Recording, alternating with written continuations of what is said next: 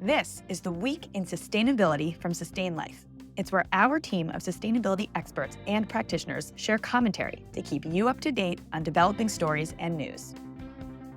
Hi, I'm Melissa Raid, Chief Sustainability Officer at Sustain.Life, and this is the Week in Sustainability. I am joined today by Hannah Garfing, one of our Senior Directors of Product at Sustain.Life. Hi, Hannah. Hey, Alyssa. Thanks so much for having me on the podcast this week.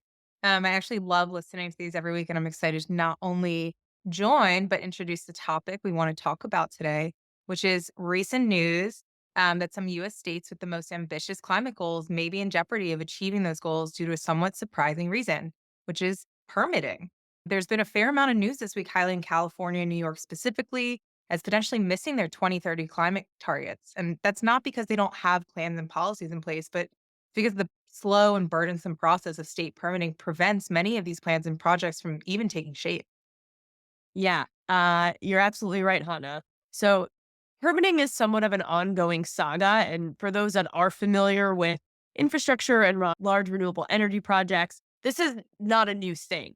What makes this newsworthy is that now that we have these decarbonization timelines in place, so New York and California, for example, two of the states that were highlighted in some of this recent news, they have goals to reduce emissions 40% by 2030. And in order to do that, they need to achieve large scale renewable energy deployment. I think their renewable energy goals are 60% and 70% renewable generation, respectively. And so they need to rapidly increase not just their power generation, but also the transmission systems that move the energy from where it's generated to the areas where it's actually consumed. And so now that we have this very real timetable in front of us to design and implement the large scale projects required to actually decarbonize the grid and the power sector, as the product developers are starting, not starting, but continuing in mass and at scale to actually pursue these projects, we're seeing the incredibly slow pace that the permitting process actually moves through and how long it takes to get approved for these projects. And I'm talking on the scale of years to just get approved to actually build the project before you start the multi year process to then go ahead and actually construct it. And just as an example for how long this takes, there's a new power line or power transmission line that was proposed that would bring renewable power from Arizona to consumers in California. And that power line was initially proposed in 2015. And because of the whole permitting process and all the steps it has to go through, it's not actually expected to be online until 2025. So that decade long process for a single project, frankly, we just don't have time for that anymore. Yeah. Okay. So to back up here, can we actually dig into the plans in place in New York and California? Because, like, we so often use those states as examples for ambitious policies and plans. And if I'm remembering correctly, don't they both have in place policies like banning new natural gas lines for new construction after 2030? And, like, in the case of California, banning the sale of combustion engine cars after 2030? Because those are, serious and meaningful policy changes. So, how is it that they can successfully pass such powerful laws, but they can't control their own permitting process? Yeah, so now you're really getting into the meat of it here. And there's a lot of reasons, some of them good, frankly, of why permitting takes so long. So, part of the permitting process, a central part of it, frankly, includes safeguards and critical studies to make sure that projects don't have any negative impact. So, these are things like environmental impact assessments, public engagement for community concerns, as well as compliance with other existing regulations. And those guardrails are really, really important because we can't create a separate permitting process for the projects that we like, right? The renewable project. These are the same exact guardrails that exist for conventional fossil fuel projects. So think natural gas pipelines and things like that. And so this is what makes permitting reform pretty tricky because it's this very delicate balancing act between ensuring that we do have proper environmental standards across all potential projects while also acknowledging that we need to foster a more rapid deployment of clean energy if we're going to meet our climate goals. Yeah, that is really tricky, actually. I think I remember that this was maybe featured in yeah, in a really compelling Ezra Klein show podcast a few months back. So I guess what kind of options are on the table here to expedite the approvals without compromising environmental integrity? Yeah, well, we must be listening to the same podcast because I listened to that one as well. And we will also post it along with this recording because it is so fascinating and really, really informative. But yeah, we need a more streamlined process that still maintains the rigorous environmental assessments. But again, expedites so that we don't have a decade long waiting period for these projects to actually get constructed. So there's a couple of solutions that have been discussed. One approach would be to create like a specialized permitting team that are well versed in renewable energy projects, as well as all the nuances of the IRA, and would essentially funnel qualifying projects through that approval process, kind of distinct from a conventional one. And that would reduce a lot of bureaucratic red tape while ensuring compliance with environmental standards, but is likely in our political environment to have significant pushback from red states because it obviously isn't really quite an equal treatment of renewable projects against, traditional fossil fuel and existing energy sources.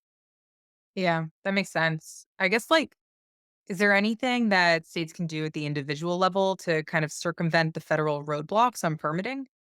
Yeah, so there are, and that was a lot of what was actually featured in some of this recent news. So if you look in California, for instance, Governor Newsom proposed a series of permitting reforms, and he did this in a large, like 11 bill infrastructure package that you know, proposed to do really amazing things. It created something like 400,000 jobs and supported $181 billion in clean energy and associated investment. And this was something that he proposed this past May. And while that bill didn't quite make it through the Senate Budget Committee, there is actually still some hope that it can move forward. And so some of the proposals that were included in that would expedite the permit process included things like reducing litigation delays by requiring courts to resolve challenges within 270 days. So right now, so much of what takes these projects so long is there's this lengthy litigation and court and judiciary process, dealing with all these issues. So putting a time cap on that of 270 days kind of controls that portion of the time period. Another thing that was proposed was requiring state agencies to compile their records concurrently with the environmental review process, which right now is done separately. And again, is just two separate distinct efforts that could be happening at the same time to gain some time efficiencies.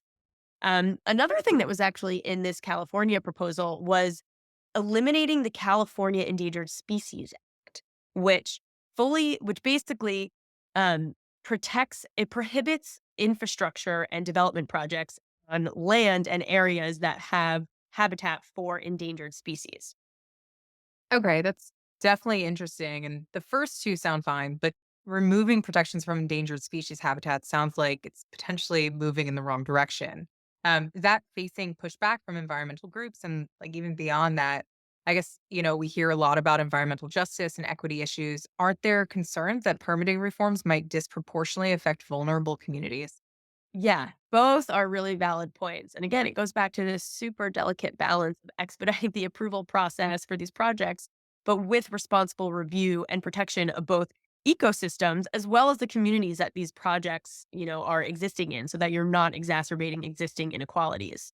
Um, things if you're familiar with not in my backyard, that's still really relevant and it's essential to engage with these communities and incorporate their concerns and prioritize project benefits that actually benefit the local communities that are housing and hosting these projects.